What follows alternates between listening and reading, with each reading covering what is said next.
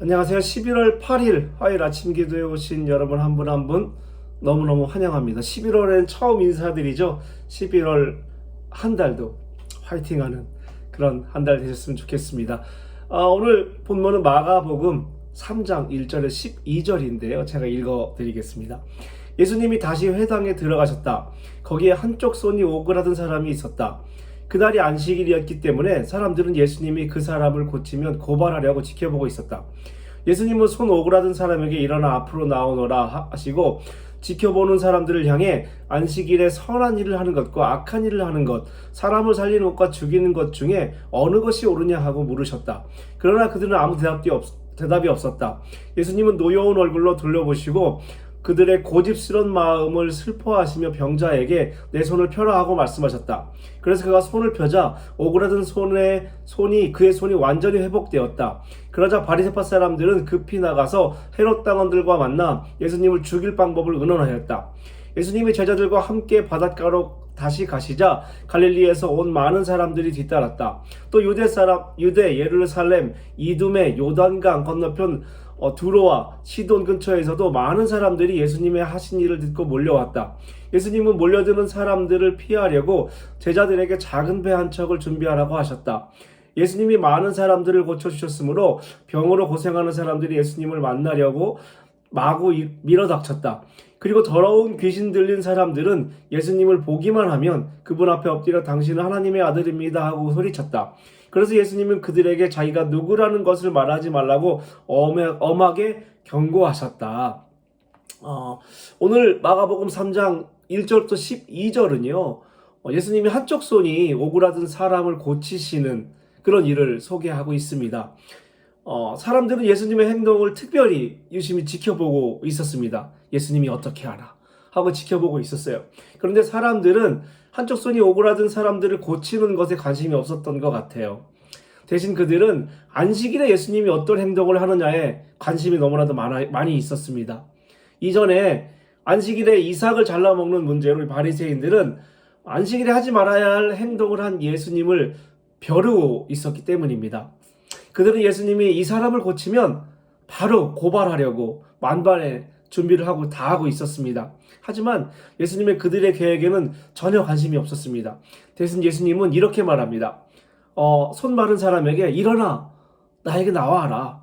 그리고 내 손을 펴라. 그를 고쳐주시고 말았죠. 그리고 지켜보는 사람들을 향해 이렇게 말씀하십니다. 안식일에 선한 일을 하는 것과 악한 일을 하는 것, 사람을 살리는 것과 죽이는 것 중에 어느 것이 옳으냐 하고 물으셨습니다. 그러자 바리새파 사람들은 급히 나가서 헤롯 당원들과 만나 예수님을 죽일 방법을 의논하였다라고 오늘 본문에 소개하고 있습니다. 저는 오늘 본문을 묵상하면서 참 슬펐습니다. 예수님을 고발하려고 기다리고 있던 바리새파 그 사람들 때문인데요. 저는 오늘 이 사람들에 대해서 한번 생각을 해봤습니다. 그들은 자신을 구별된 자라고 여겼습니다. 경건한 사람들이라고 여겼고요. 어느 누구보다도 하나님을 잘 섬기고 사랑하고 순종한다고 여기던 그런 사람들이었습니다. 그런데 이 사람들은 자신이 가치를 두고 있는 일에 엄청 열심이었습니다. 자신이 옳다고 여기는 일에 말이죠. 안식일에 사람을 살리는 것보다 자신이 옳다고 또 자신이 가치 있게 여기고 있다는 일에 중점을 두었습니다. 그래서 안식일을 지키는 것이 그들에게는 너무나도 소중했던 것이죠. 이 사람들은 사람들을 열심히 찾아다녔습니다. 아주 열심히 사람들을 찾아다녔어요. 자신들에게 동의하지 않는 사람들을 찾아다녔습니다. 그리고 이 자신들에게 동의하지 않는 사람들, 이 사람들을 율법을 어기는 사람들이라고 불렀습니다. 그런 사람들을 찾으면 율법에 맞게 그들을 정죄하였습니다. 그들을 가르쳤습니다. 그들은 그렇게 하는 것이 옳은 일이라고, 가치 있는 일이라고, 하나님을 위한 일이라고 생각했습니다. 율법을 어기고 고발당했던 예수님도 항상 사람들을 찾아다녔죠.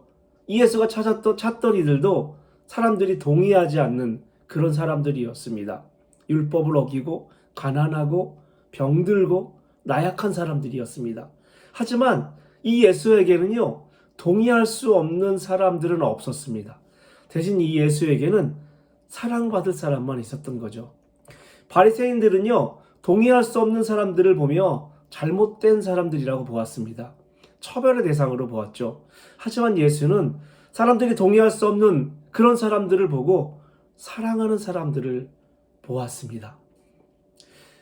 옳다는 것은 내가 동의하지 않는 사람들의 반대편에 서게 합니다. 하지만 사랑은 내가 동의하지 않는 사람들과 같은 편에 서게 하는 힘이 있습니다.